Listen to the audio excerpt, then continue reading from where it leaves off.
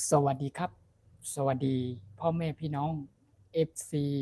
ทุกท่านทุกคนนะครับสวัสดีนะครับและไม่สูงปอแม่พี่น้องกูก็ขาป่าหน้าลุงอาน้องยินอองใจกูก็กูก้นขาหนองรวมถึงพี่น้องคนไทยชาวไทยใหญ่เฮารวมถึงพี่น้องต่างประเทศต่างถิ่นต่างแดนนะครับพี่น้องทุกภาคส่วนนะครับวันนี้ผมช่องไต้ฟู้ดชาแนลทำอาหารพื้นบ้านคนไต้นะครับได้มาพา FC พ่อแม่พี่น้องทุกท่านทุกคนนะครับวันนี้ก็เป็นกับข้าวหลักสุดเมนูพื้นบ้านคนไต้อีกแล้วนะครับวันนี้ก็มาในยามค่ำคืนอาอาหารเมนูพื้นบ้านมื้อดึกนะครับก็สำหรับคืนนี้ก็เข้ามาในวันที่26นะครับจากวันที่25ตอนนี้เลยเที่ยงคืนเข้ามาแล้วก็เข้าในวันที่26เดือนที่10 2025นั่นเองนะครับสำหรับวันนี้ก็ผมมีเมนูหลักสุดพื้นบ้านคนไทยนะครับจะมาพา FC พ่อแม่พี่น้องทุกท่านทุกคนพ่อแม่พี่น้องทุกภาคส่วนนะครับรวมถึงพี่น้องต่างชาติด้วยนะครับวันนี้ผมจะมาแนะนำหลักสูตรเมนูพื้นบ้านคนไทยและจะพา FC ทุกท่านทุกคนมาทำกับข้าวหรือแปลงกับข้าวหลักสูตรเมนูพื้นบ้านคนไทยกันนั่นเองนะครับมาดูว่ามีอะไรบ้างที่ผมจะพาพ่อแม่พี่น้อง FC ไปทำกับข้าวกับปลาหลักสูตรเมนูพื้นบ้านคนไทยนะครับนั่นก็เมนูเรียบง่ายแบบกินผักผสมเนื้ออีกนิดหนึ่งนะครับว่าอันนี้ก็ผมจะขออนุญาตอธิบายเนาะอธิบายก่อนว่ามีอะไรบ้างนะครับอันนี้ก็เป็นชิ้นอันนี้ก็เป็นชิ้นควายครับเนื้อควายนะครับอันนี้เนื้อควายอันนี้เป็นเนื้อควายครับเนาะ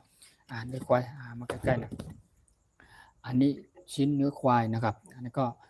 วัตถุดิบนะครับที่จะต้องประกอบไปด้วยว่าต้องใส่อะไรบ้างนะครับนี่ก็เป็น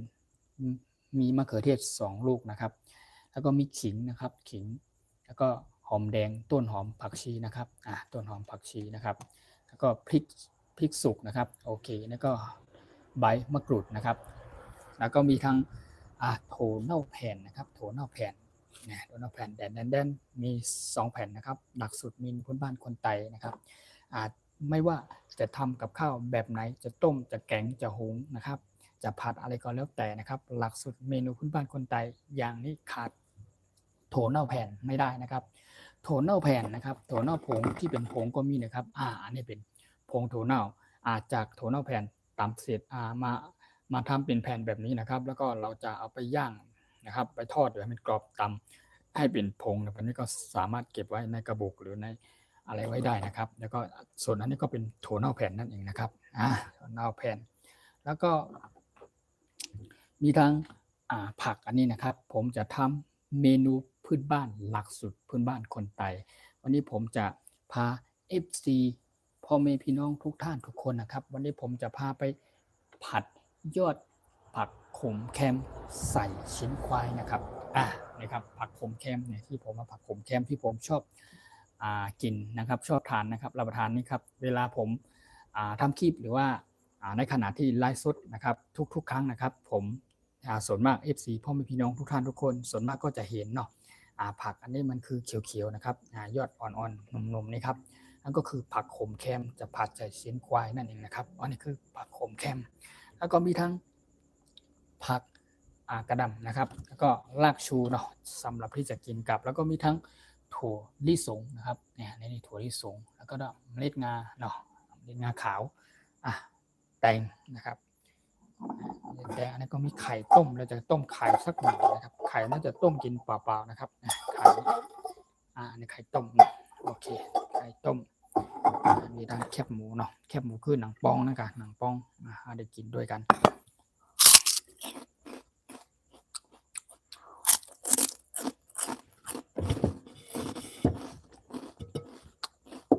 น้ำ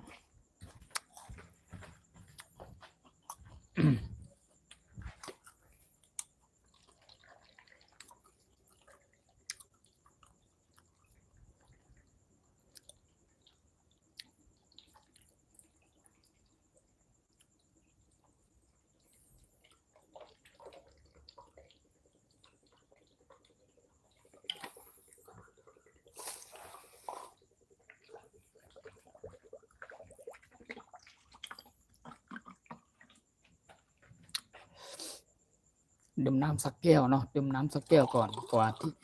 นที่จะไปทำกับข้าวเมนูนะครับก็วันนี้ก็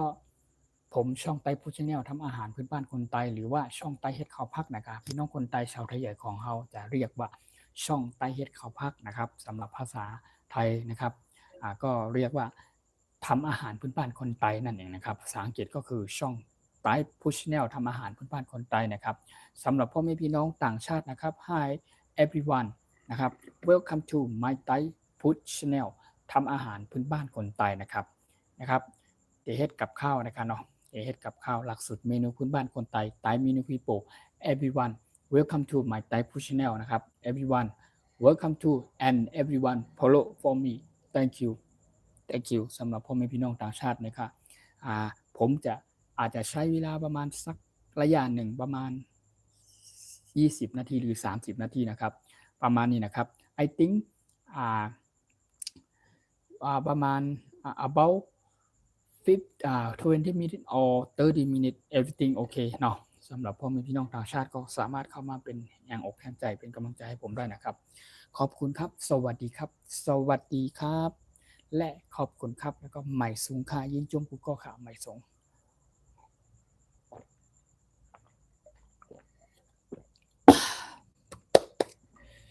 มิดนี้บ่โอเคก่อนอื่นนะครับก่อนอื่นผมจะใส่ผักก่อนผมจะใส่ยอดอันนี้เนาะใส่ยอดอันนี้ก่อนรอสักครู่รอแป๊บนึงนะครับ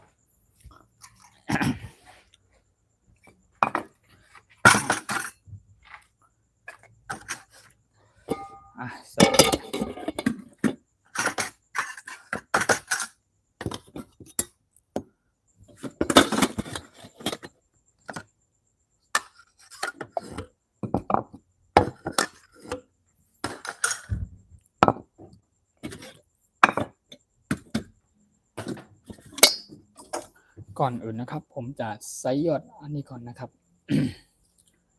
ยอดอันนี้ก่อนอันนี้ผักโขมเค็มนะครับ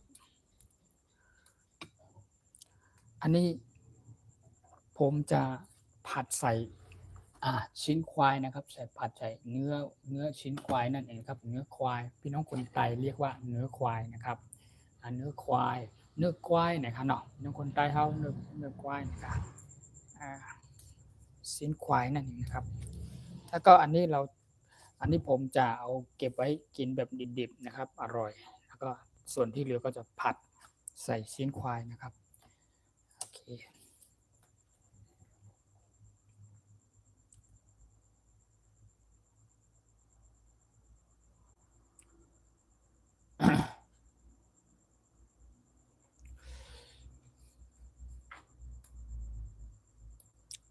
ขมเค็มไม่สูงกูก็ครับไม่สูง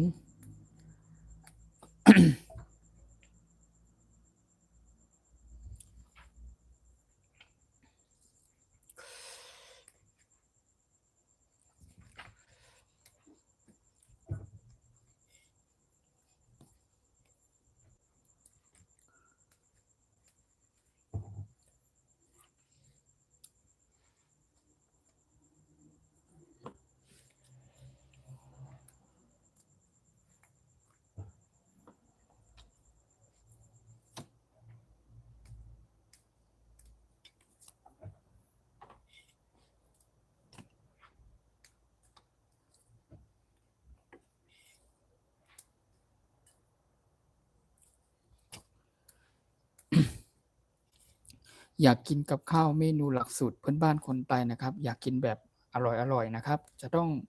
ใช้เวลานะครับใช้เวลานิดหน่อยนะครับไม่นิดหน่อยเลยแหละประมาณสักครึ่งชั่วโมงนะครับชั่วโมงจริงๆแล้วผมผมทำเสร็จสำเร็จเรียบร้อยผมมานั่งกินแล้วก็พูดคุยทักทาย FC ก็ได้นะครับแต่ผมอยากให้พ่อแม่พี่น้อง FC ทุกท่านทุกคนได้มาเห็นมารับชมกันด้วยนะครับว่าผมแปลงกับข้าวเป็นไงนะครับในแต่ละมื้อนะครับหลักสูตรเมนูพื้นบ้านคนไต้ว่าทำอย่างไรกินกันนะครับส่วนอันนี้ก็ประมาณนี้ผมจะเอาไว้กินแบบดิบๆเนาะโอเคหลังจาก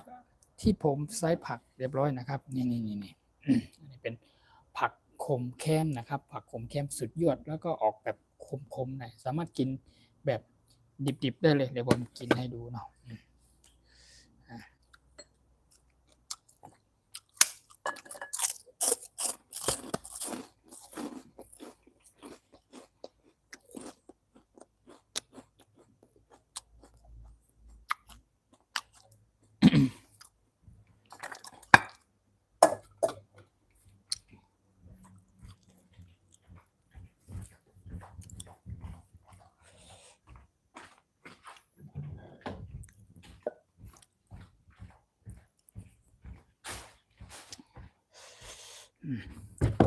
ลืมเอาโค้กมาเพราะว่า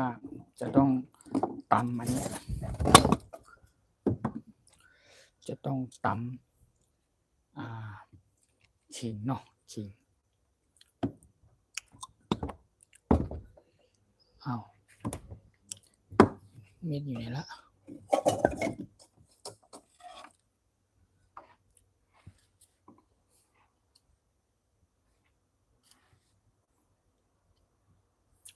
ขิงนี่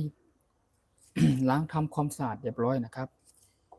เราจะใช้ขิงแบบไม่ต้องปอกเปลือกนะครับเราแค่ขุดที่มันเปลือกที่มันแข็งๆเนาะ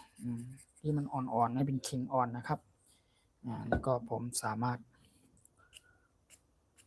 ผมจะตำนี่ตำ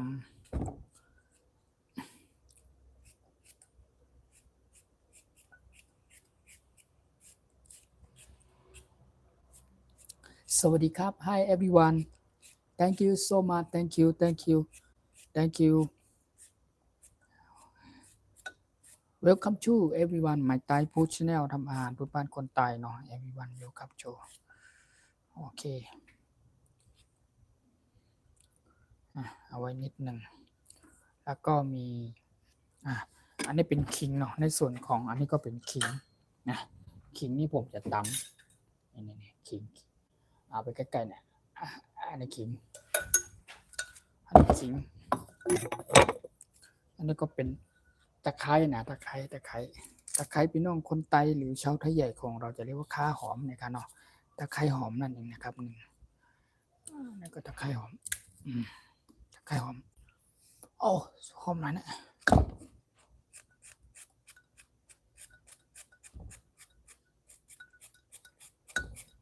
เราจะผัดชิ้นควายแล้วใส่ยอดนี่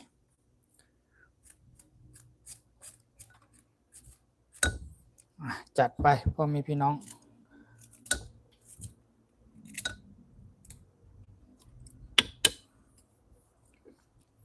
แล้วก็หอมแดงก็คือเขาเรียกว่าพักหมี่แดงนะครับพี่น้องคนใต้เขาเรียกว่าพักหมี่แดงนะครับนะขออภัยและสูงมากด้วยนะครับที่ผมอธิบายหรือพูด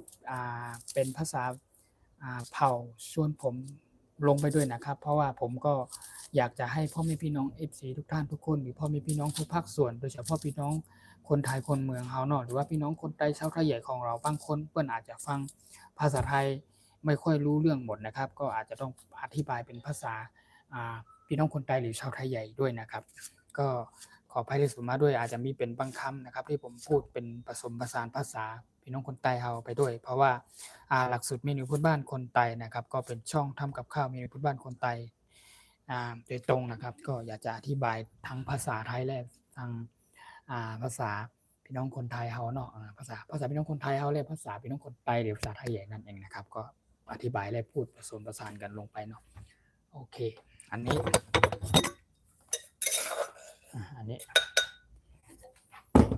นะครับอันนี้นี่ตักให้ดูกันอันนี้เป็นขิงแล้วก็หอมแดงนะครับตะไคร้3อย่างนะครับ3อย่างในส่วนของมะเขือเทศแบบนี้เราค่อยหั่นหรือซอยใส่ที่หลังนะครับโอเคแล้วก็มีทาง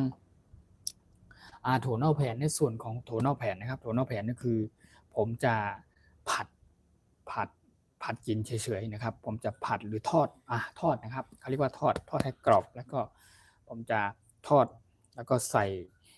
รากชูนิดหนึ่งนะครับก็ผมจะทอดกินเช่นกันนะครับก่อนอื่นนะครับผมจะ อ่าหั่นชิ้นเนื้อก่อนนะครับหั่นชิ้นเนื้อก่อน เดี๋ยวรอแป๊บนึงหั่นชิ้นเนื้อก่อนเดี๋ยวทอดถั่วเน่ากรอบไว้ก่อนก็ได้ถั่วเน่าแผ่นเราจะถั่วเน่าแผ่นนะครับเราจะทอดให้มันกรอบไว้ก่อน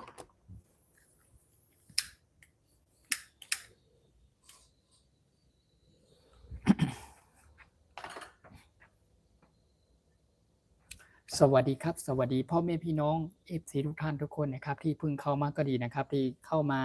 ตั้งแต่ผมเริ่มไลฟ์สดก็ดีนะครับก็ขอบคุณมากก็ยินดีต้อนรับเข้าสู่ช่องไต้พูชแนลทำอาหารพื้นบ้านคนไทยทุกท่านทุกคนนะครับ Welcome to everyone my Thai food channel ทำอาหารพื้นบ้านคนไทยนะครับ I miss you my FC everyone I love you my FC everyone thank you so much for tonight I come to see you my FC everyone I'm so happy I'm so happy I think my FC everyone so happy no so happy ครับเข้ามาในนี้ so happy เหมือนผมนะครับแล้วก็ everyone follow for me thank you so much thank you ขอบคุณมากเนาะขอบคุณมากแล้วก็จะผัดเขาเรียกว่าอะไรจะคั่วจะทอดอันนี้นิดนึงก่อนทอดอันนี้ทอดถั่วเน่าแผ่นทอดนี่ไม่ต้องใส่น้ำมันเยอะน้อยเดียวก็ได้น้อยเดียวก็น้อยเดียวเอาให้มันพอให้มันพออยู่ก้นหม้อนี่ก็ได้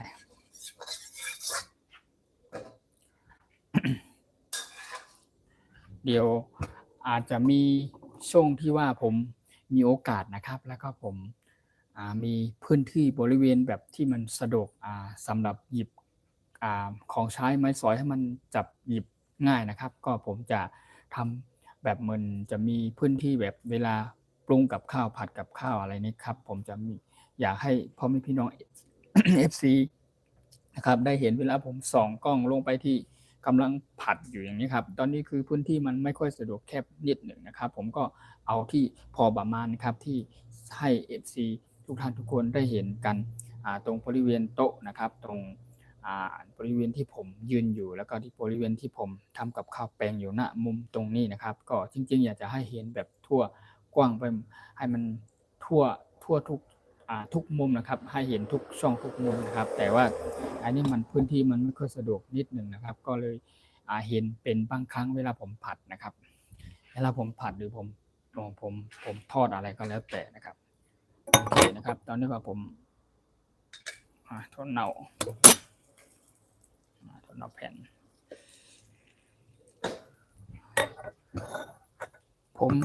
ผมจะทอดถั่วเน่าแผ่นนะครับในส่วนหนึ่งแผ่นผมก็จะกินเปล่าๆนะครับกินกับข้าวนี่แหละข้าวสวยข้าวนึ่งข้าวอะไรข้าวหุงนี่แหละในส่วนของแผ่นนี้ก็จะใส่สำหรับใส่ลงไปในผักอันนี้นะครับเราไม่ได้ผัด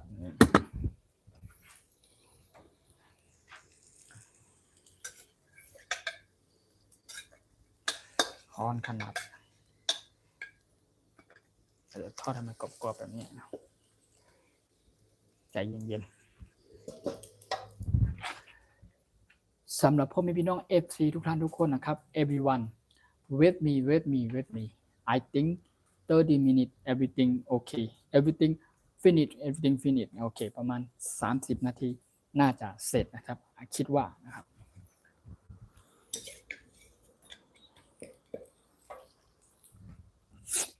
เดี๋ยวก็หิวน้ำดื่มน้ำรอก่อน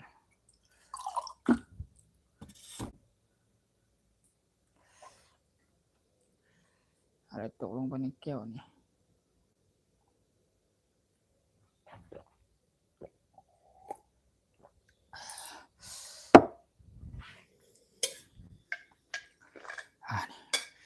ก็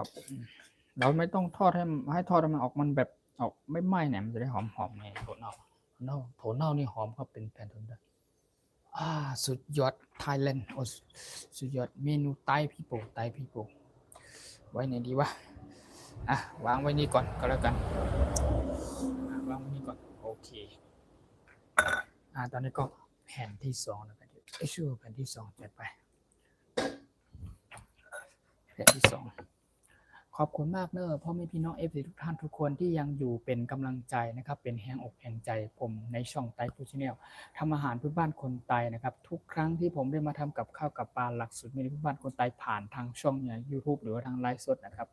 มีพ่อแม่พี่น้อง FC หลายท่านหลายคนรวมถึงพี่น้องต่างประเทศต่างแดนต่างถิ่นได้เข้ามาเป็นแรงอกแรงใจนะครับก็ขอบคุณมากๆนะครับขอบคุณมากครับอันนี้ก็แผ่นที่2นะครับอีก2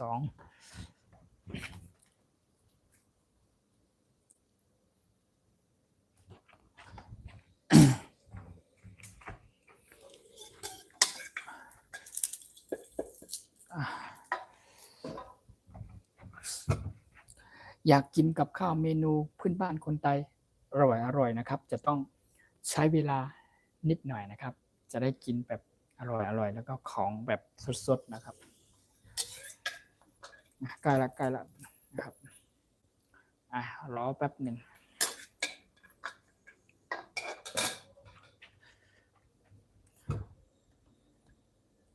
แล้วก็ผมจะ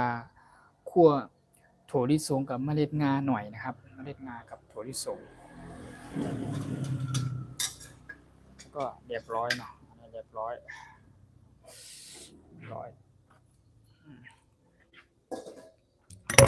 ต่อไปนะครับต่อไปผมจะคั่วถั่วลิสงนะครับถั่วลิสงประมาณนี้ที่เหลือผมก็จะใส่ลงไปในชิ้นควายด้วย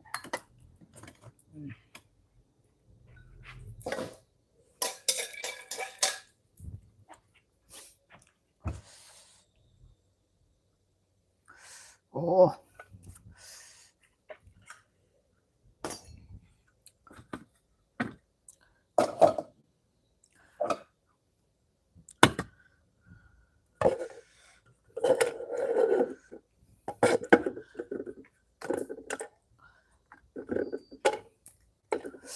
ฮ้อน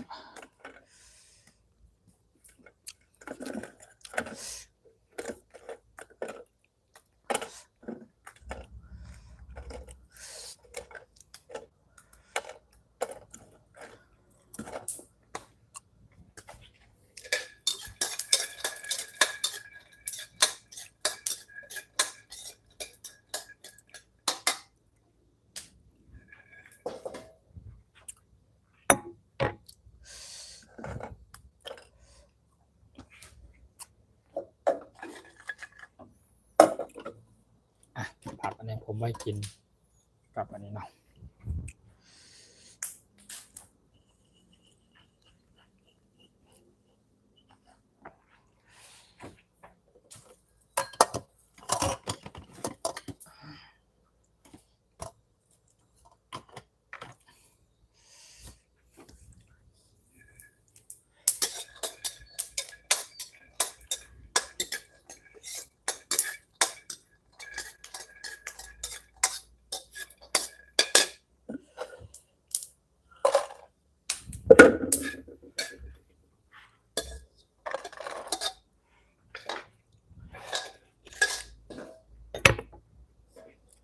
ต่อไปผมคั่วเมล็ดงาเนาะเมล็ดงาผมก็จะคั่วเมล็ดงาเนี่ยเมล็ดงาขาว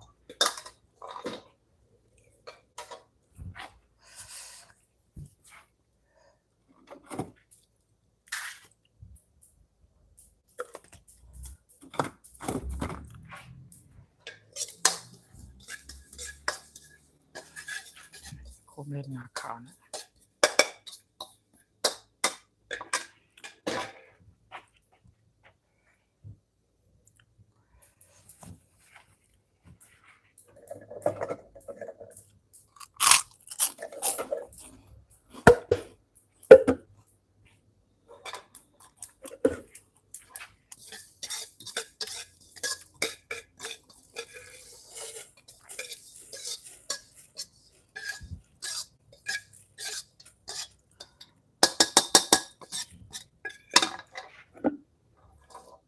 อันนี้ผมคั่วเมล็ดงาขาวเนี่ยนำมาใส่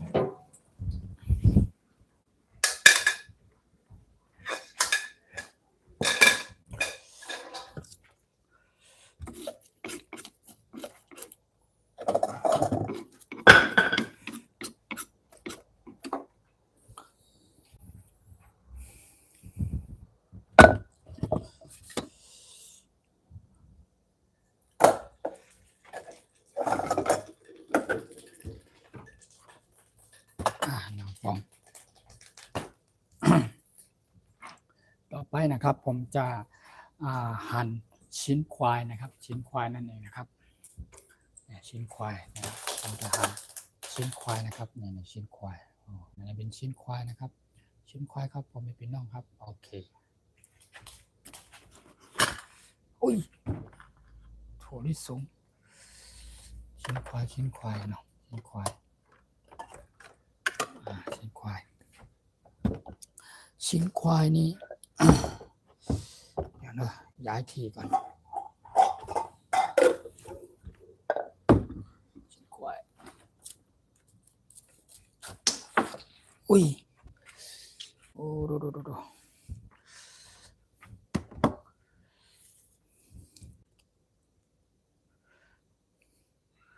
หมกมูยาตกค่ะหมกมูยาตกเนี่ยในหมกมูยาเนี่ยยาตกหั่นชิ้นควายก่อนหั่นชิ้นควายมาแต่งปังใช่ไหมหั่นชิ้นควายก่อนชิ้นควาย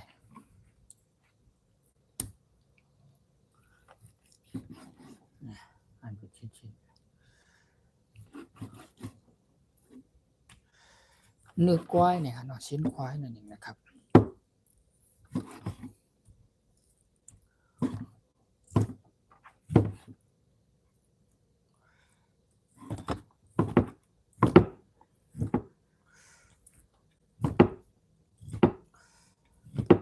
ข้าวขนาดใช่ไหม is now I'm so hungry now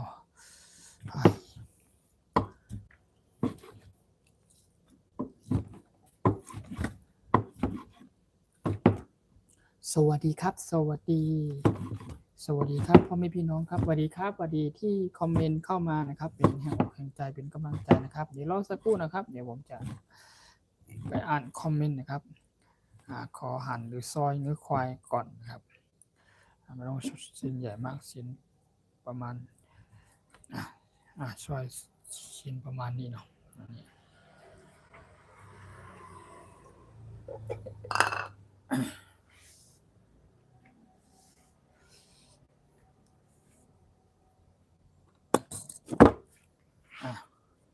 ตอนนี้ก็ผม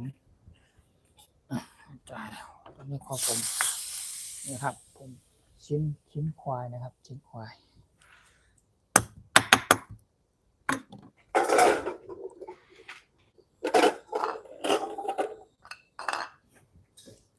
ตอนนี้ก็คือผมจะผัดชิ้นควายก่อนนะครับชิ้นควายจัดไปครับ FC กูกล FC พ่อแม่พี่น้องทุกท่านทุกคนนะครับ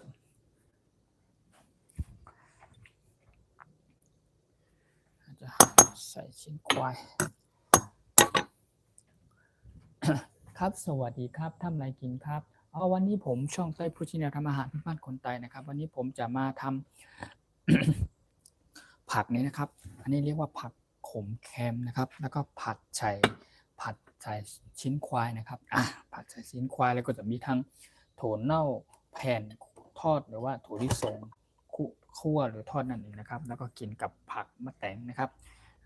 นี่ก็คือผักอันนี้เลยนะครับผมจะกินผักแบบนี้ดิบๆด้วยแล้วก็เอาแบบนี้ด้วยผัดใส่ชิ้นควายนะครับหลักสูตรเมนูพื้นบ้านคนไทยครับอร่อยแน่นอนครับรอติดตามรับชมนะครับโอเคตอนนี้ก็คือผมจะใส่ชิ้นควายลงไปก่อนนะครับชิ้นควายผัดชิ้นควายจัดไป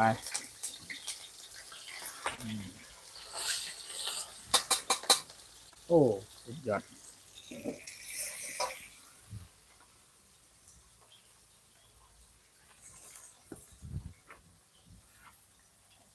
รอสักครู่นะครับผมก็ผัดชิ้นควาย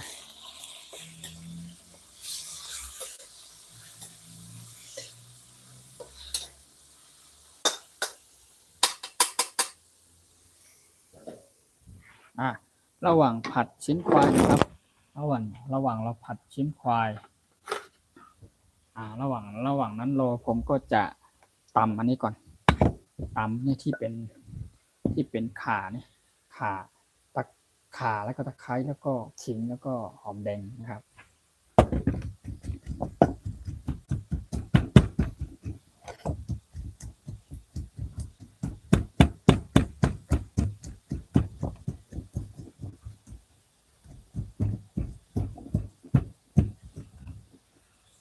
โอ้ยตำข้างล่าง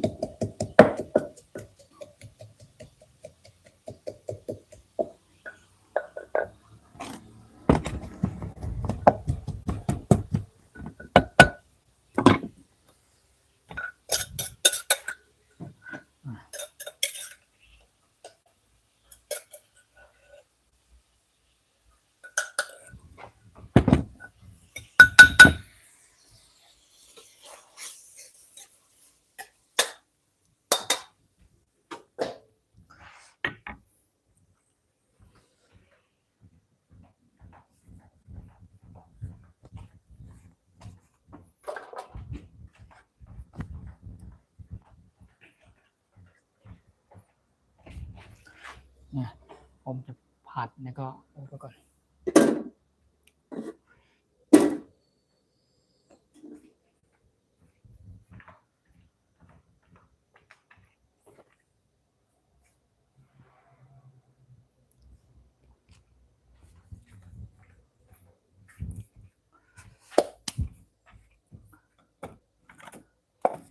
เกลือบน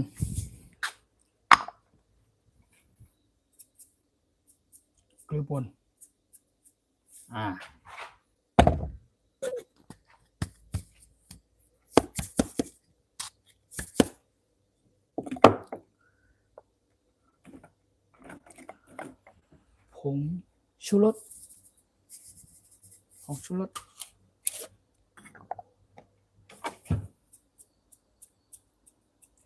สุดยอด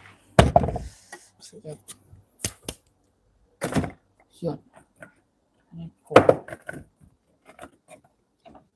ผงรสดี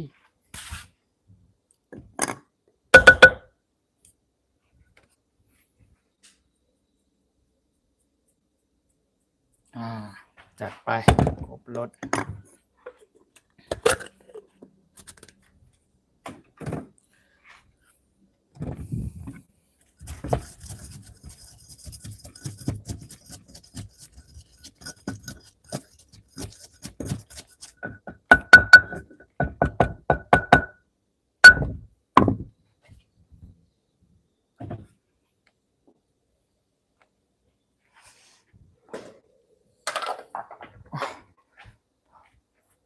ผมจะต้องอุ๊บชิ้นควายหรือว่าผัดชิ้นเนื้อนะครับชิ้นควายนั่นเองนะครับให้มันสุกก่อนนะครับหลังจากนั้นนะครับผมก็จะเอานะครับจะนำขิงข่าขิงตะไคร้แล้วก็หอมแดงนะครับนะครับที่ผมปรุงรสใส่ผงชูรสดีเกลือเรียบร้อยใส่ลงไปนะครับแล้วก็ผมก็จะผัดลงไปกับชิ้นควายนะครับแล้วก็จะมีถั่วลิสงนะครับอันนี้ก็ผมจะใส่ลงไปแล้วก็จะมีพริกนะครับพริกก็จะหั่นมะเขือเทศหั่นหรือซอยมะเขือเทศใส่ด้วยนะครับตอนนี้ก็คือระหว่างผมอุบหรือผัดชิ้นควายอยู่นะครับผมก็จะซอยมะเขือเทศรอเนาะซอยมะเขือเทศรอ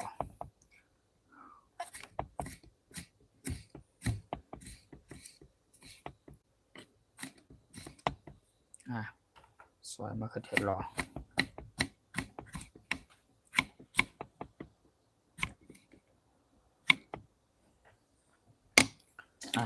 ตอนนี้มะเขือเทศเรียบร้อยนะครับต่อไปนี่ก็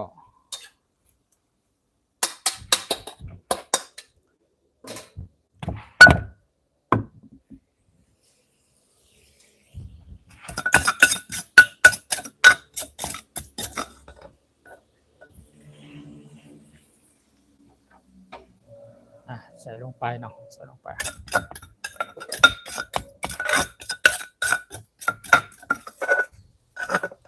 สวัสดีครับพ่อแม่พี่น้องครับ Hi everyone thank you so much thank you now is now 6-7 people นะครับที่เข้ามาเป็นแห่งอกแห่งใจกำลังใจ thank you so much thank you welcome to my Thai food channel ทำอาหารพื้นบ้านคนไทย thank you for your like thank you for you follow and thank you for you subscribe for me ขอบคุณมากจากการติดตามรับชมเข้ามานะครับ thank you so much thank you thank you so much thank you ตอนนี้ก็คือครั้งถั่วลิสงเนาะถั่วลิสงเนี่ยผมใส่ได้ถั่วลิสงนี่สุกเรียบร้อย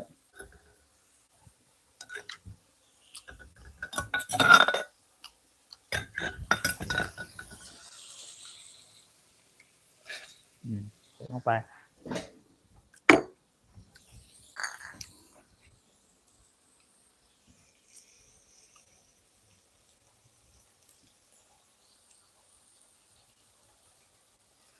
หิวข้าวขนาดครับโอ้ it's now I'm so hungry นะครับ so hungry โอ้หิวมากๆ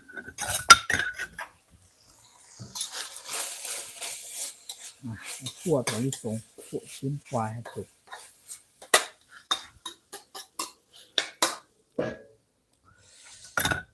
หิวมากๆหิวมากๆนี่ก็ผักเนี่ยผักขมแคมโอ้สุดยอดเปรใจนี่อร่อยแน่ๆครับso good นะครับ I think so good maybe I think maybe 10 minutes or 50 minutes only everything finish โอเคแล้วสักครู่พริกใส่ไปแล้วก็มีอันนี้ด้วยเนาะเดี๋ยวใส่มะเขือเทศก่อน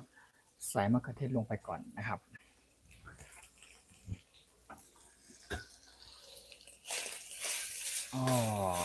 สุดยอด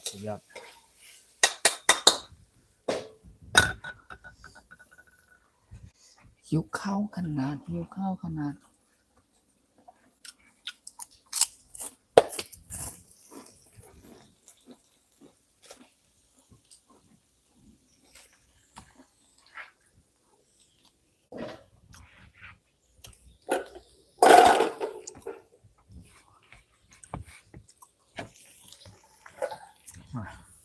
ข้างเมล็ดงาหน่อยเมล็ดงา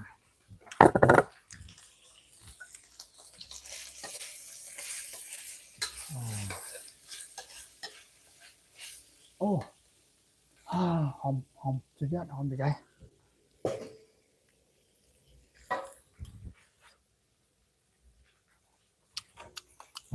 สุดยอด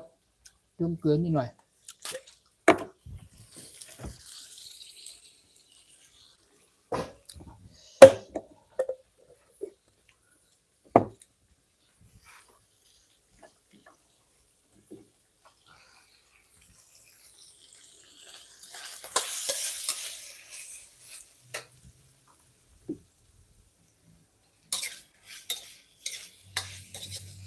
โอ้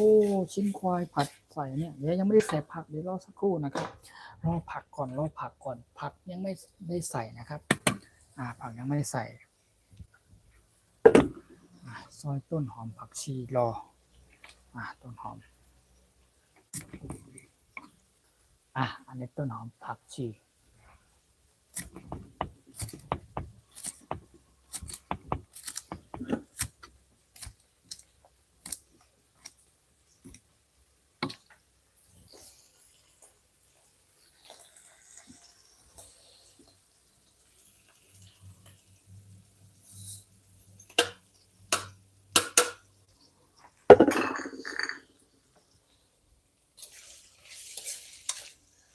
ผมขนาดแล้วสุดยอด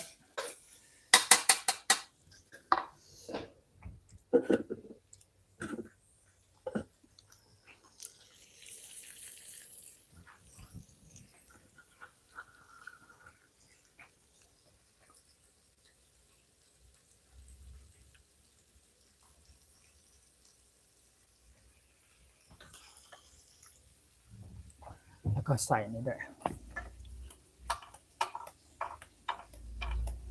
โถหน้าแผ่น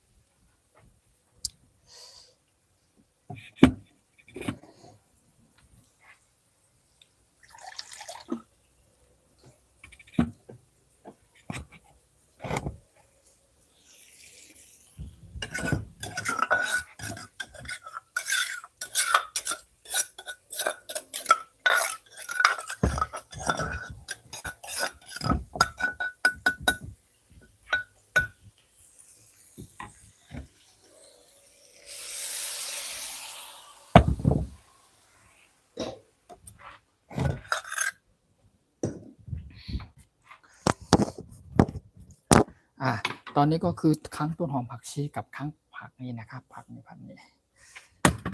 จัดไปพ่อแม่พี่น้อง FC โอ้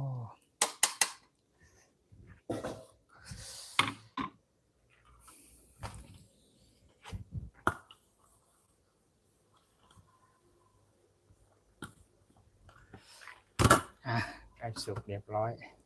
เดี๋ยวรอสักครู่นะครับ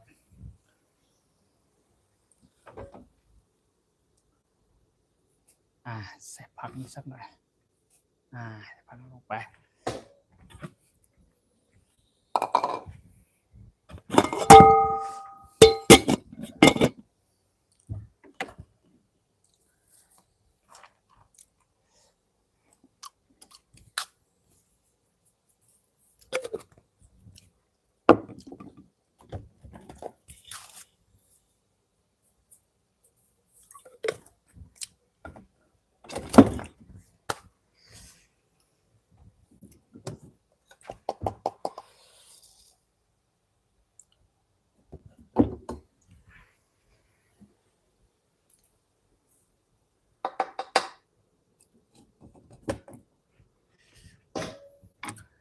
ผัดซ้ายขวาเสร็จแล้วก็จัดไปกินได้เลยสุกเรียบร้อย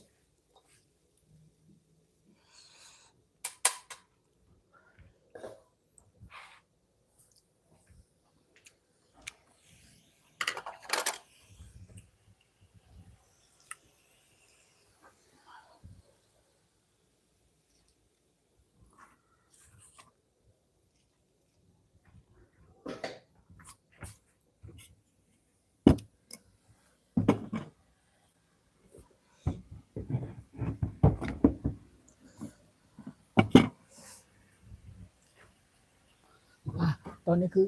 สุกเรียบร้อยนะครับโอเคฟินิชนะครับฟินิช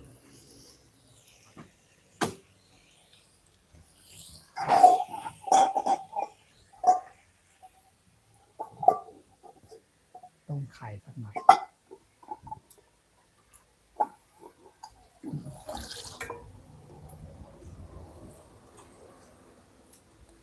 ไข่ไก่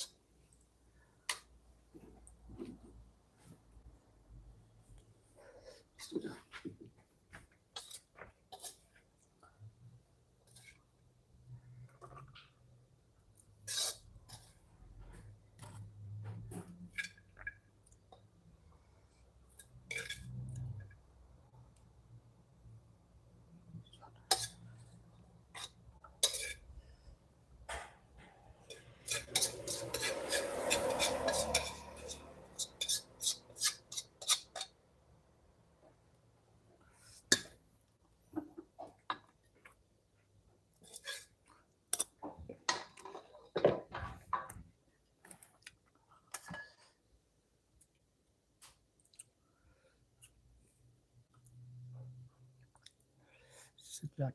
พ่อแม่พี่น้อง FC ทุกท่านทุกคนนะครับ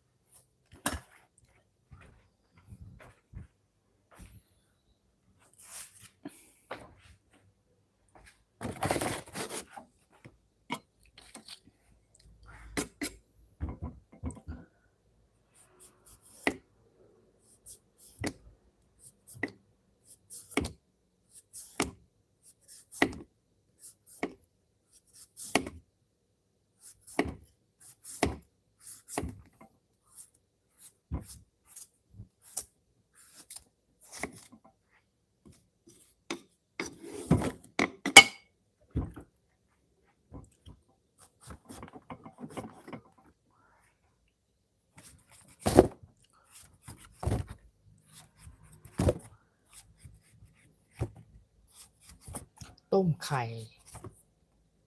ต้มกินด้วยแล้วก็นั่งกินข้าวรอนะครับ ระหว่างรอไข่ต้ม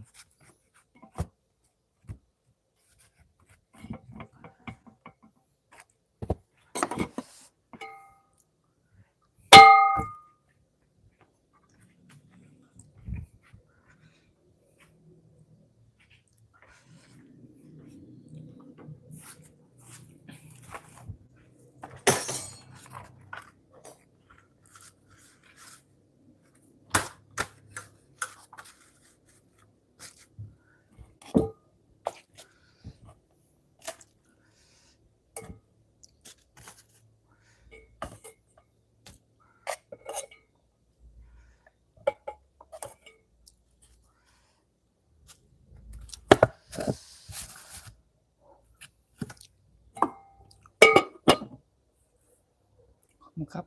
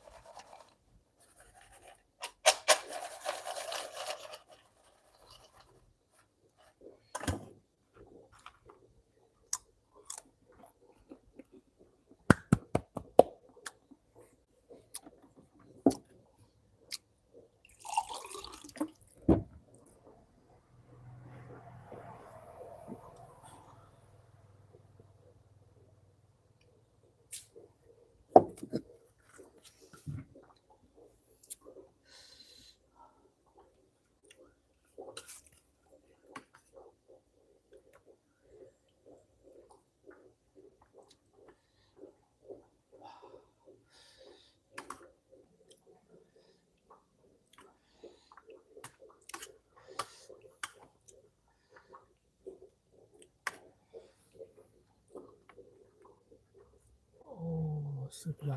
ดโอ้หิวมากมากินด้วยกัน FC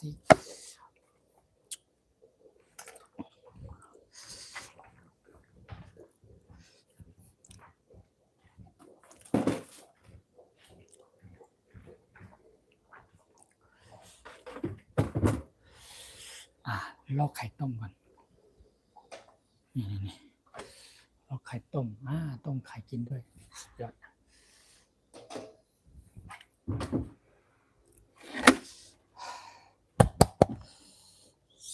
สุดยอด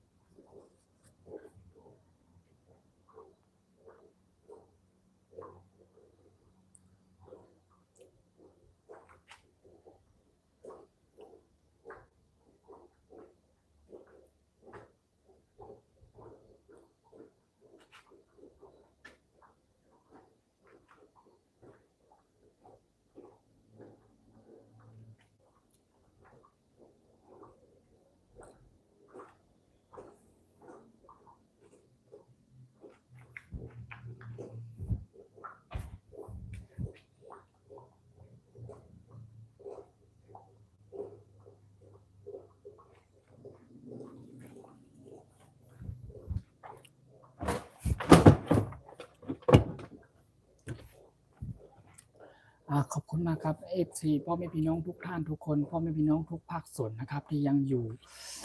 เป็นกำลังใจกันอยู่นะครับสำหรับวันนี้ครับกับข้าวเมนูพื้นบ้านหลักสูตรเมนูพื้นบ้านคนไทยนะครับมื้อดึกนั่นเองนะครับมากินด้วยกันครับพ่อแม่พี่น้องทุกท่านทุกคนนะครับ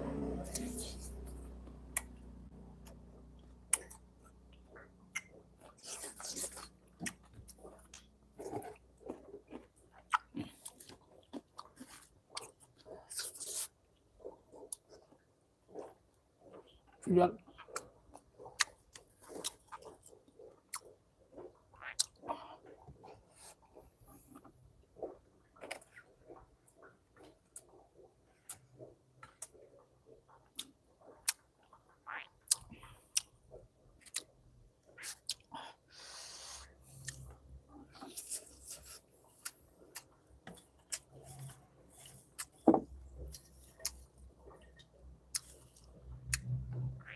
แล้วขมอร่อย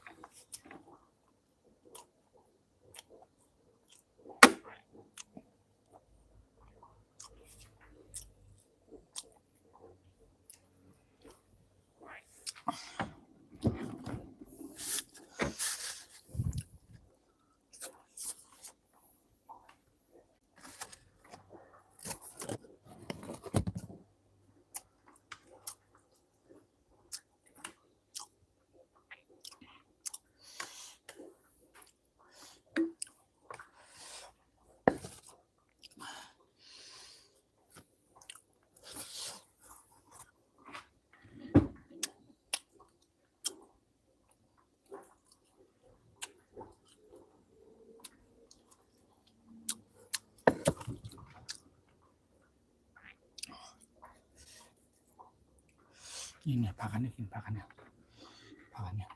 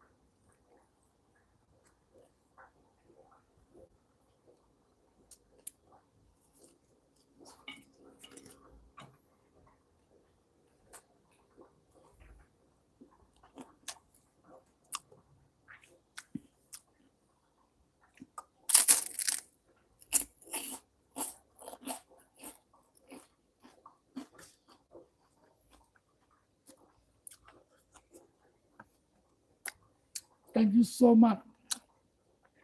thank you everyone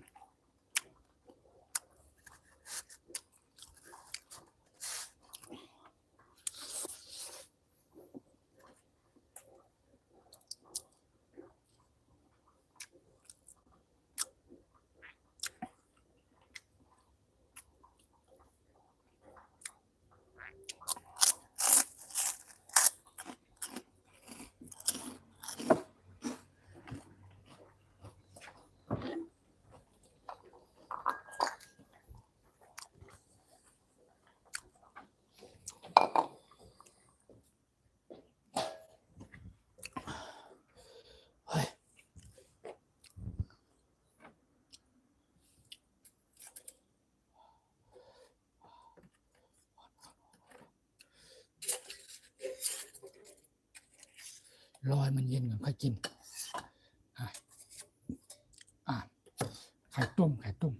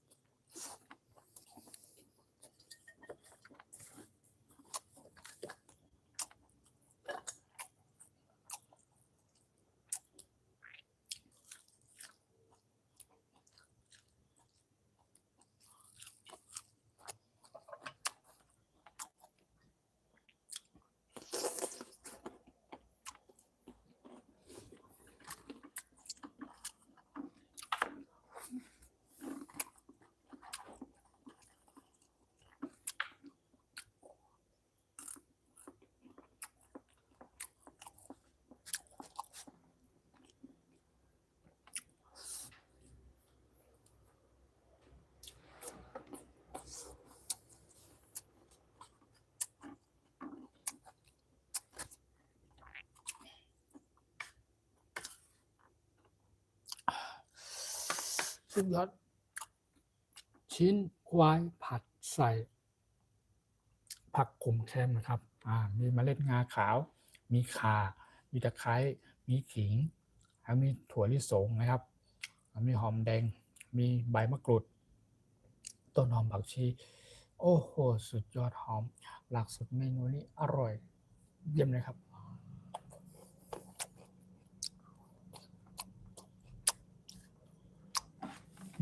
เนื้อ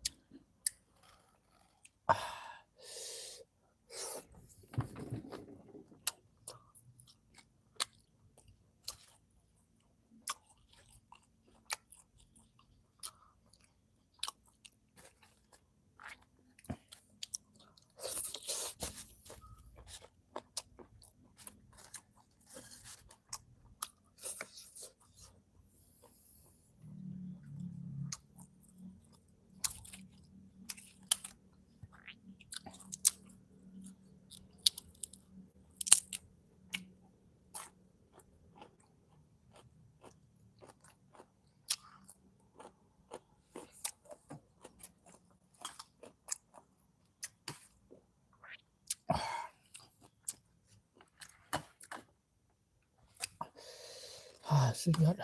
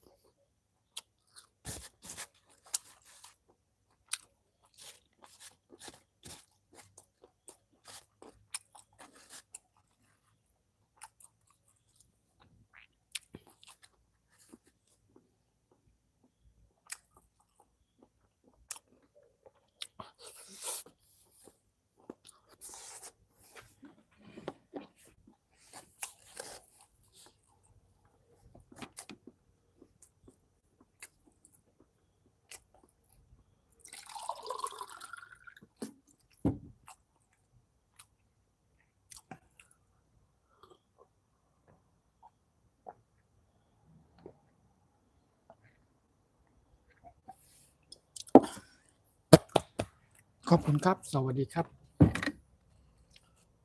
เสียบบออ้ายแซบอิหลีครับแซบอิหลีขอบคุณมากครับขอบคุณจากการคอมเมนต์เข้ามาครับขอบคุณที่เข้ามาเป็นแรงอกแรงใจเป็นกำลังใจให้ผมครับขอบคุณมากๆครับวันนี้ผมมาในนามเมนูหลักสูตรพื้นบ้านคนไทยชิ้นเนื้อควายผัดใส่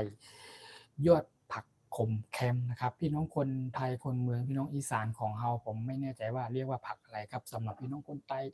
ชาวไทยใหญ่อันนี้ก็คือเราจะเรียกว่าผักขมแคมนะครับรู้สึกว่าผักนี้กินแล้วมีประโยชน์ต่อสุขภาพร่างกายนะครับช่วยขับถ่ายสารพิษในร่างกายในท้องเราในลำไส้เรานะครับออกแบบออกขมๆนะครับอร่อยนะครับผัดใส่ชิ้นควายนะครับหลักสูตรเมนูนี้นะครับสุดยอดนะครับอ่า มีตั้งแต่ตอนแรกจนจบนะครับผมผัดอย่างไรผมเตรียมอะไรบ้างผมปรุงอะไรลงไปบ้างนะครับก็ถ้าอยากเห็นตั้งแต่เนิ่นๆตั้งแต่ตอนแรกนะครับก็ FC พ่อแม่พี่น้องหรือว่าที่เพิ่งเข้ามานะครับก็สามารถย้อนกลับไปดูคลิปก็ได้นะครับหลังจากที่ผมไล่สดผ่านไปแล้วนะครับก็จะมีวิธีการทำหลักสูตรว่าเตรียมอะไรใส่วัตถุดิบอะไรต้องเตรียมอะไรต้องปรุงอะไรลงไปบ้างนะครับมีพร้อมเรียบร้อยนะครับสำหรับวันนี้อร่อยมากๆนะครับขอบคุณมากครับจากการคอมเมนต์นะครับ thank you so much thank you everyone thank you my Thai food channel ทำอาหารพื้นบ้านคนไทย everyone thank you welcome to everyone my Thai food channel ทำอาหารบ้านคนไทยแล้วก็ thank you for you follow thank you for you like thank you for you subscribe for me thank you follow for me so many people coming follow for me thank you สำหรับพ่อแม่พี่น้อง FC ต่างชาตินะครับต่างประเทศด้วยนะครับแล้วก็มีพี่น้อง FC โดยเฉพาะพี่น้องทางภาคใต้ภาคเหนือภาคกลางภาคอีสานของเราเนาะพี่น้องคนไทยชาวไทยใหญ่ของเราทุกท่านทุกคนนะครับที่มี FC จากประเทศเพื่อนบ้านใกล้เคียงนะครับก็จากFC จากลาวเนาะกัมพูชาแล้วก็ทางเวียดนามทางตอนเหนือราชาติเมียนมาทางมาเลเซียสิงคโปร์นะครับผมคิดว่ามี FC อยู่หลายๆคนนะครับน่าจะเยอะพอสมควรที่เข้ามาติดตามรับชมเป็นกำลังใจให้ผมในช่องไต้โภชนาทำอาหารพื้นบ้านคนไต้นะครับโอเคมาลุยกันต่อกินต่อนะครับโอเคกิน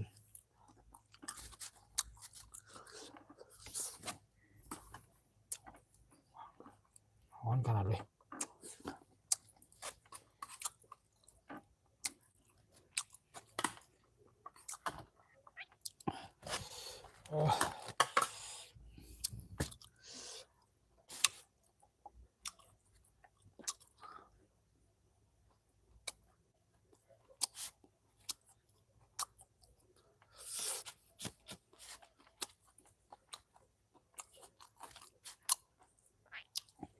ขอบคุณมากเนอะขอบคุณหลายๆเตอร์ขอบคุณหลายๆขอบคุณเจ้านักนะครับสำหรับพ่อแม่พี่น้อง FC ท่านที่เพิ่งเข้ามาที่ยังมีเวลานะครับเสียสละเวลาเพื่อที่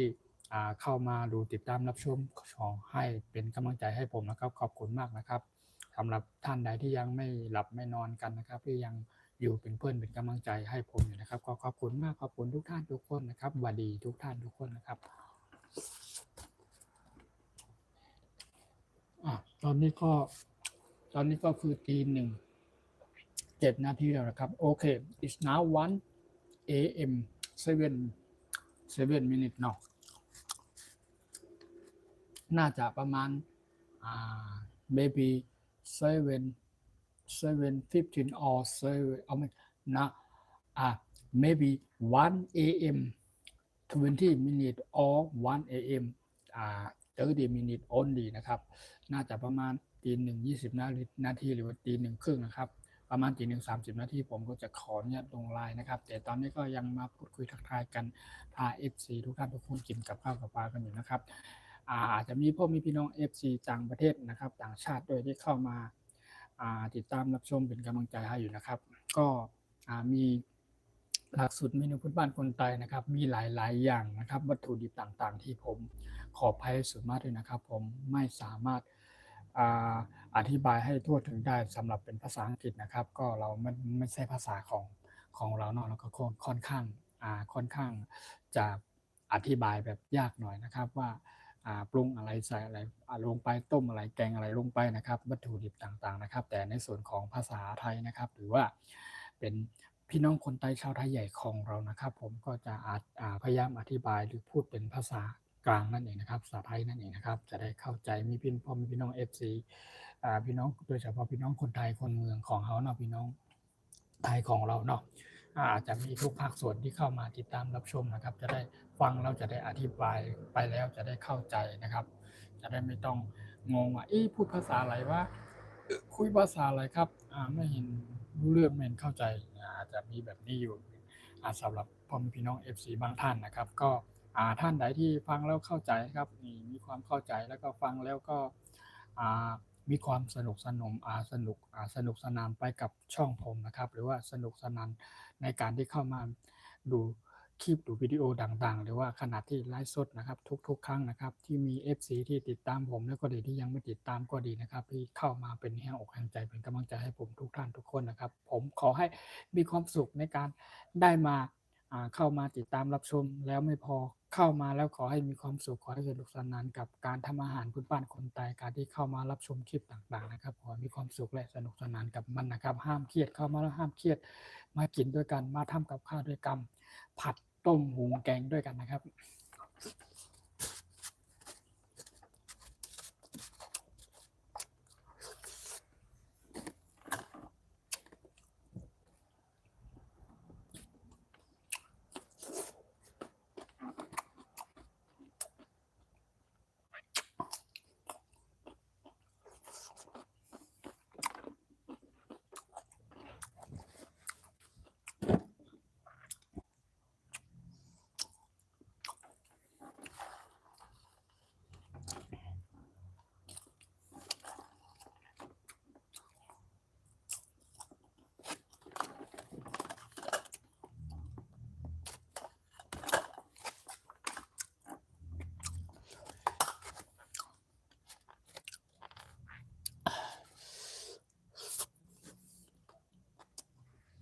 ชิ้นควาย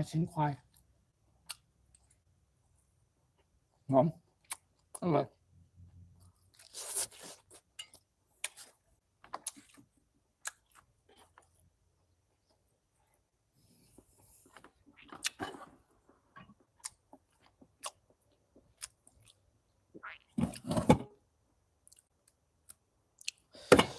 โอ้ยร้อน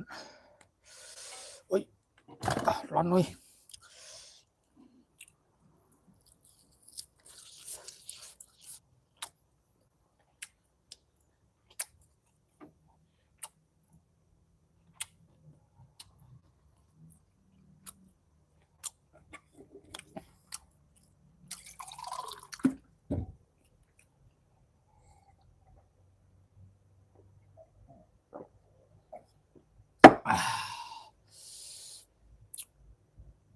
สุดยอด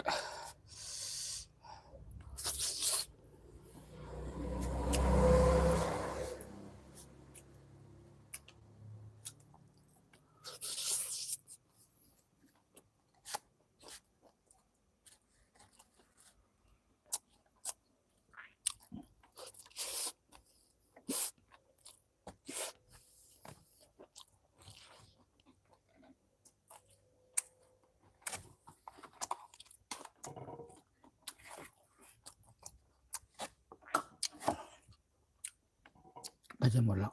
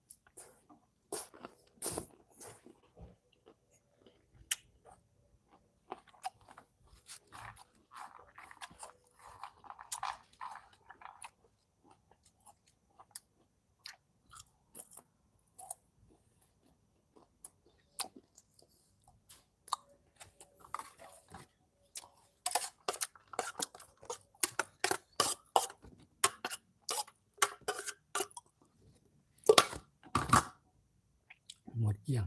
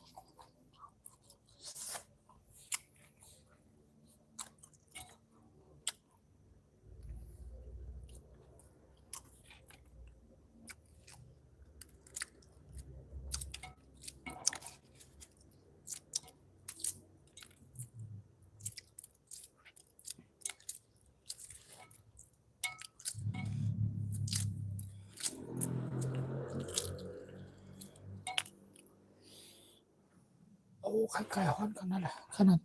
ต้มทิ้งไว้นานแล้วเนี่ยฮ้อนขนาดเลยว้าว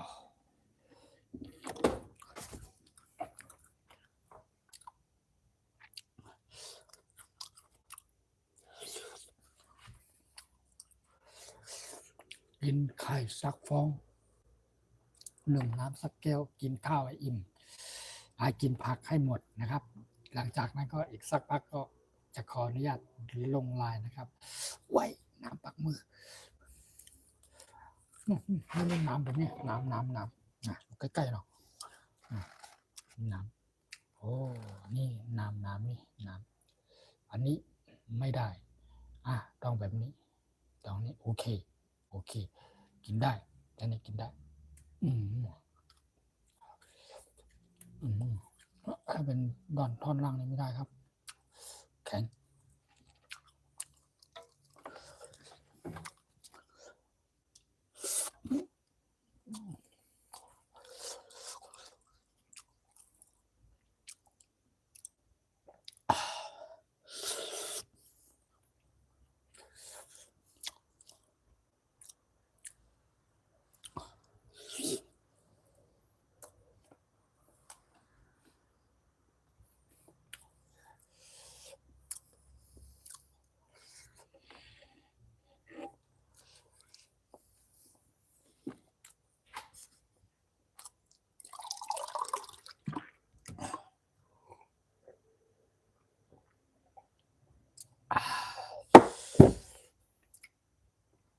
สุดยอด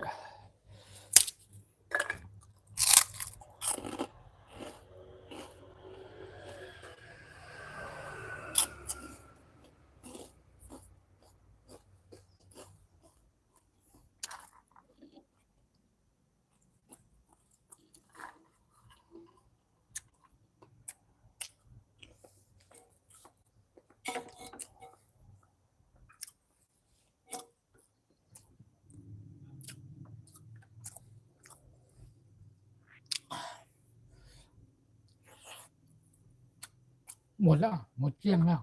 ผัดชิ้นควายใส่ยอดผักขมแคมนะครับนี่อร่อย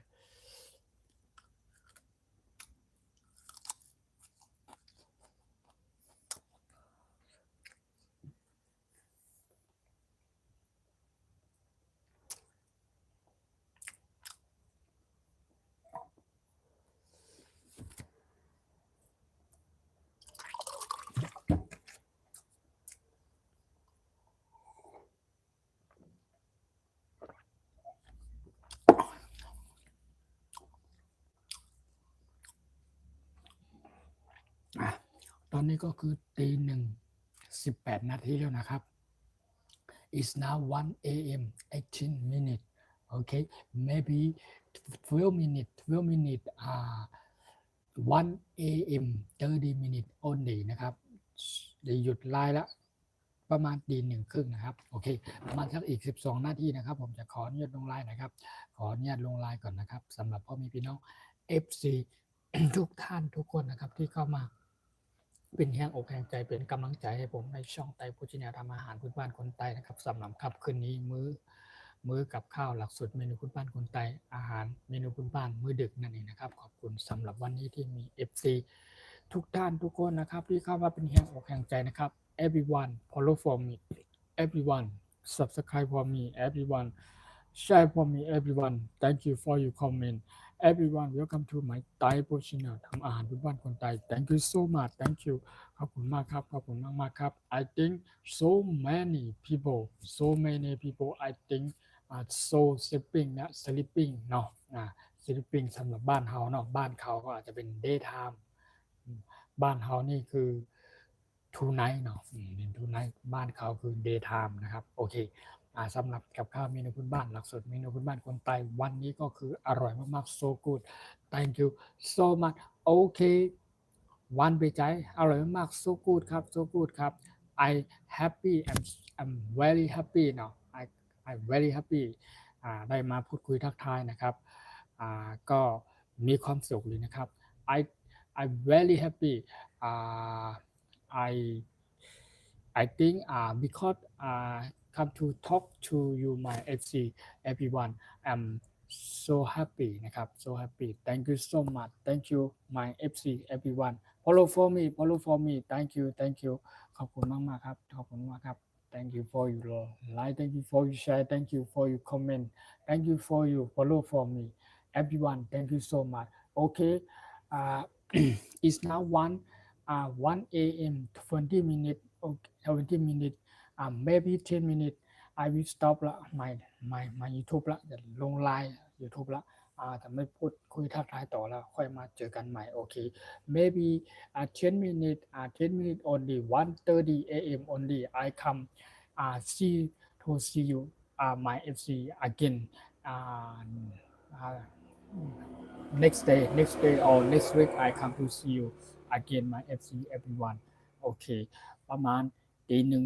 ครึ่งนะครับก็ผมจะขอเนี่ยลงไลน์นะครับแล้วก็ค่อยมาพูดคุยทักทายกันใหม่ในวันถัดไปหรือว่าอาทิตย์ถัดไปนั่นเองนะครับขอบคุณมากสำหรับวันนี้นะครับขอบคุณมากๆวันนี้ก็มีพ่อแม่พี่น้อง FC หลายๆท่านเนาะที่เข้ามาเป็นแห่งอกแห่งใจเป็นกำลังใจให้ผมนะครับก็ขอบคุณมากครับขอบคุณมากๆครับขอบคุณจากการติดตามรับชมเข้ามาเป็นกำลังใจให้ผมนะครับขอบคุณมากๆโอเคสำหรับวันนี้ก็นะครับผมจะขอตัวและขออนุญาตลงไลน์ลาไปก่อนนะครับไว้มาพูดคุยทักทายกันใหม่ในวันถัดไปหรือว่าอาทิตย์ถัดไปนี่เองนะครับขอดื่มน้ำสักแก้วนะครับแล้วก็ผมจะมาอธิบายเป็นทักทายเก่าพูดคุยเป็นภาษาพี่น้องคนไทยหรือชาวไทยใหญ่ของเราอีกสักแป๊บหนึ่งแล้วก็หลังจากนั้นก็ผมจะขออนุญาตลงไลน์นะครับ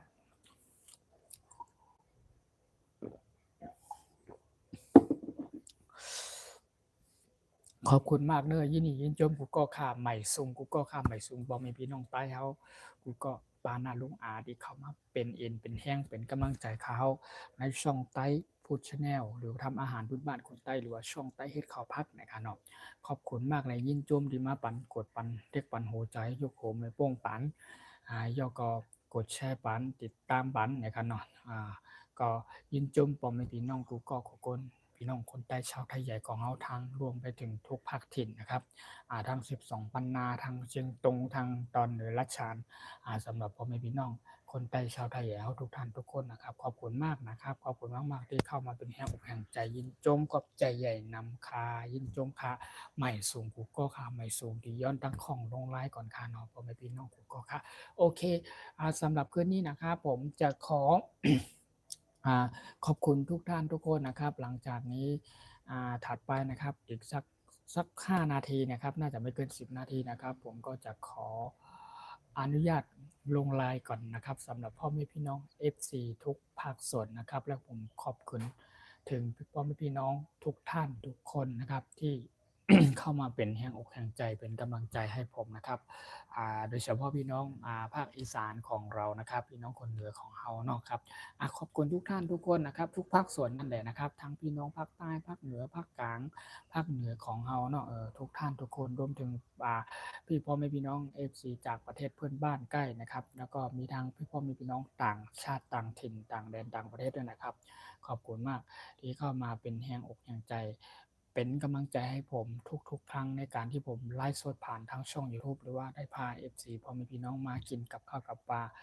เมนูพื้นบ้านคนไทยด้วยกันแบบนี้คืออร่อยและมีความสุขในการที่ได้มาทำกับข้าวให้ FC พ่อแม่พี่น้องทุกท่านทุกคนได้เห็นแล้วไม่พอมาพามากินให้อร่อยนะครับแล้วก็พามาดูหลักสูตรเมนูวิธีการทำต่างๆกับข้าวเมนูพื้นบ้านคนไทยหรือพี่น้องชาวไทยใหญ่ของเรานั่นเองนะครับก็ขอบคุณมากขอบคุณจากพ่อแม่พี่น้องทุกท่านทุกคนนะครับที่มีความอยากเห็นครับอยากเข้ามาดูว่าเป็นอย่างไรกับข้าวสำหรับกับข้าวเมนูพื้นบ้านพี่น้องคนไทยชาวไทยใหญ่ของเรานะครับก็หลักสูตรเมนูต่างๆนะครับก็ผมขอบคุณจาก FC ที่ไม่ใช่พี่น้องคนไทยหรือชาวไทยใหญ่ของเราที่เป็นพี่น้องคนไทยก็ดีคนเมืองก็ดีพี่น้องภาคใต้ภาคเหนือภาคกลางพี่น้องภาคอีสานนะครับทุกท่านทุกคนที่มีความคิดหรือว่าอยากเห็นอยากรู้ว่ากับข้าวหลักสูตรเมนูพื้นบ้านคนไทยเป็นอย่างไรนะครับก็เข้ามาติดตามรับชมมาเป็นกำลังใจให้ผมในช่องไต้พุทธชาแนลทำอาหารพื้นบ้านคนไทยนะครับไม่ว่าจะเป็นครั้งนี้ครั้งถัดไปหรือว่าที่ผ่านมาทุกๆครั้งที่ผมได้ไลฟ์สดผ่านทางช่อง YouTube นะครับก็มี FC ทุกท่านทุกคนที่เข้ามาอยู่เป็นกำลังใจบางท่านก็อยู่ตั้งแต่ผมไลฟ์ตั้งแต่แรกจนจบหรือว่าเพิ่งเข้ามานะครับมาอยู่สัก5นาที10นาทีสักระยะสักพักเข้ามาเป็นแรงอกแรงใจกำลังใจให้ผมอย่างไรก็ขอบคุณมาก ขอบคุณมากๆนะครับขอบคุณจากพ่อแม่พี่น้อง FC ทุกท่านทุกคนนะครับช่วงนี้ก็เป็นห่วงเป็นใยนะครับคิดถึงทุกท่านทุกคนนะครับคิดถึงทุกท่านทุกคนแล้วก็ฮักกูก็กูก้นในการฮักทุกท่านทุกคนในการเนาะคิดถึงกันตลอดนะครับก็มีความสุขและขอบคุณทุกท่านทุกคนนะครับสำหรับวันนี้นะครับผมขอบคุณมากนะครับโอเคไว้มาเจอกันในวันถัดไปหรือโอกาสหน้าหรือว่าอาทิตย์ถัดไปนั่นเองนะครับผมสำหรับวันนี้ก็ขออนุญาตจะลงไลน์ก่อนนะครับขออนุญาตจะลงไลน์ก่อนนะครับขอบคุณมากครับขอบคุณทุกท่านทุกคนนะครับผมเป็นพี่น้องไต้เฮากูก็ด้วย FC พี่น้องชาวไทยใหญ่เฮาทุกท่านทุกคนด้วยนะครับพี่น้องคนไทยคนเมืองเฮาทุกท่านทุกคนด้วยนะครับผมจะขอขอบคุณทุกท่านทุกคนแล้วก็ขออนุญาตลงไลน์ก่อนนะครับสำหรับวันนี้นะครับแล้วก็มีพี่พ่อแม่พี่น้อง FC ต่างชาติด้วยนะครับโอเคthank you so much for tonight เนาะfor tonight everyone come to uh, follow for me and subscribe for me and thank you for your comment นะครับ everyone I think so many people are coming uh, follow for me ขอให้มีความสุขเขาเรียกว่าอะไรขอให้มีความสุขนะครับ so happy everyone นะครับ thank you so much thank you ขอบคุณมากครับขอบคุณจาก FC พ่อแม่พี่น้องต่างชาติอาจจะมี FC จากประเทศเพื่อนบ้านหรือว่าทางแถวกัมพูชาหรือว่าเวียดนามหรือว่าที่เป็นฝั่งตอนเหนือราชอาณาเมียนมาหรือว่าทางมาเลเซียสิงคโปร์ทั้งฝั่งกุริยาจะเป็นหรือว่าทางไชน่าหรือว่าทางแอฟริกาฝั่งไปทางตะวันตกนู่นหรือว่าจะเป็นทางแคนาดานิวซีแลนด์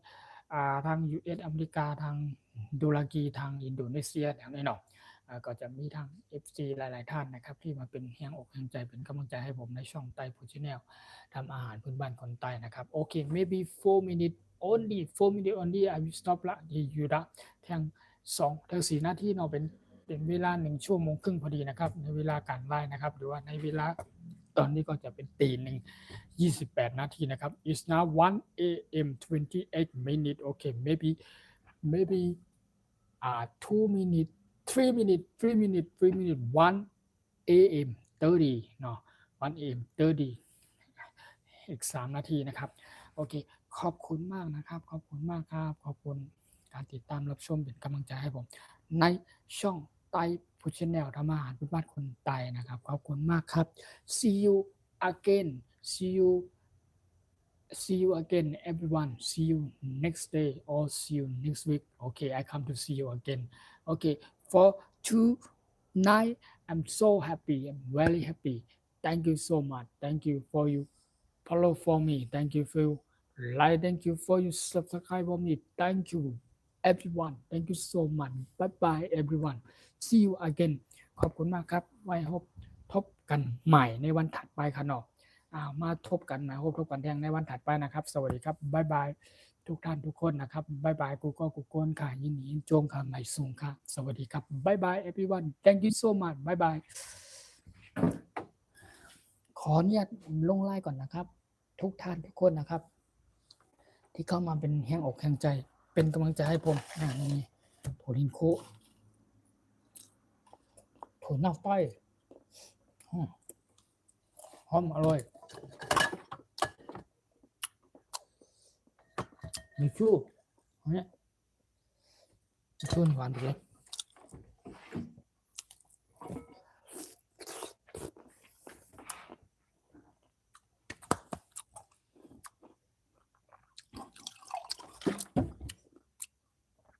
After my drinking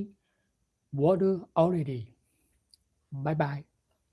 หลังจากดื่มน้ำเสร็จเรียบร้อยก็บายบายนะครับขออนุญาตลงไลน์ก่อนนะครับ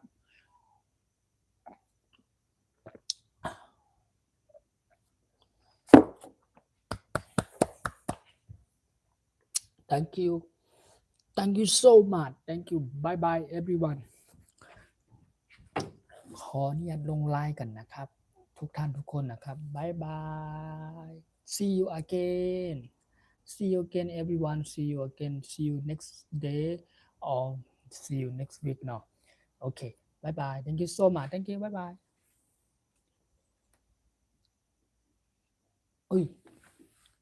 ยังดู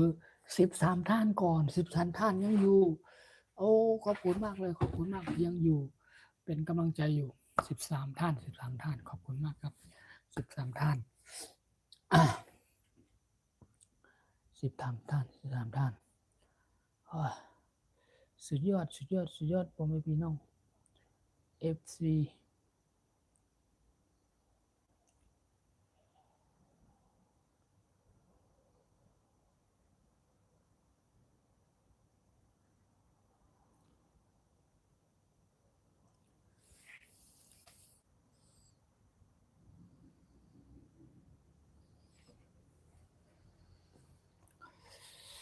Thank you so much, thank you, bye bye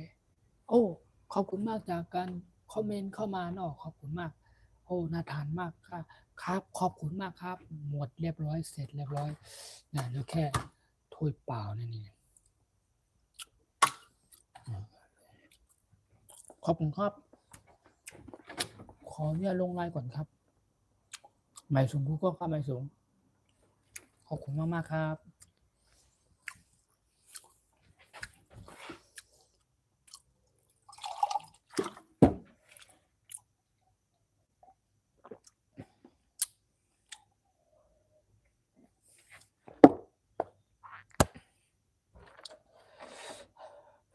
เดืองเขียวแดงตรงกลางพระจันทร์นี่ให้ดูนี่ไต TAI ไตไตอันนี้เป็นหนังสือไทยเนาะ Thailand อันนี้เป็นไทยอันนี้เป็น English TAI ไต Thailand อันนี้เป็นไตอันนี้เป็นรัชฉานตัวหนังสืออันนี้ก็หมอกหมูย่าเนี่ยหมอกหมูย่าในเขียวนี่สุดยอดโอ้กู๊ดจ็อบเนี่ยแล้วไปเดินป่านี่ช่วยได้ยุงไม่กัดยุงนี่ไปหมดเลยมอสคิโตสแม่นี่ไปหมดเลยเนี่ยเจอแบบนี้